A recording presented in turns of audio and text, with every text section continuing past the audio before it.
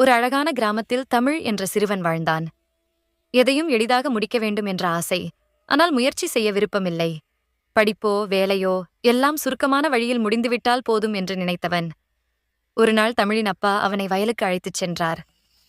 மகனே, இன்று நீயே இந்த நிலத்தில் விதைகள் போடு, பிறகு எப்படி வளருது பார்க்கலாம் என்றார். தமிழ் விரும்பாமல் விதைகளை போட்டுவிட்டான்.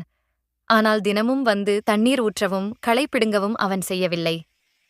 சில நாட்கள் கழித்து வயலுக்கு வந்த குகன் எந்த மூளையும் வராததை பார்த்து கோபமாக, உழைப்பே பயனில்லாதது என்று சொன்னான்.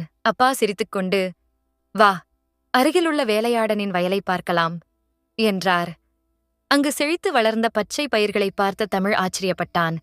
அவருடைய நிலம் எப்படி இப்படி வளருது என்று கேட்டான். அப்பா மெதுவாகச் சொன்னார், அவன் தினமும் விடியற்காலையிலே வந்து தண்ணீர் ஊற்றுகிறான், களையெடுத்து சுத்தம் செய்கிறான். முயற்சி இல்லாமல் வெற்றி கிடையாது மகனே. அந்த வார்த்தைகள் குகனின் மனதை மாற்றின. அடுத்த நாள் முதல் அவன் உழைக்கத் தொடங்கினான்.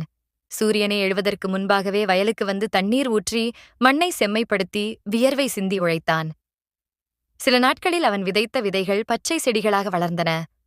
அதை பார்த்த தமிழின் கண்களில் மகிழ்ச்சி கண்ணீர் வழிந்தது.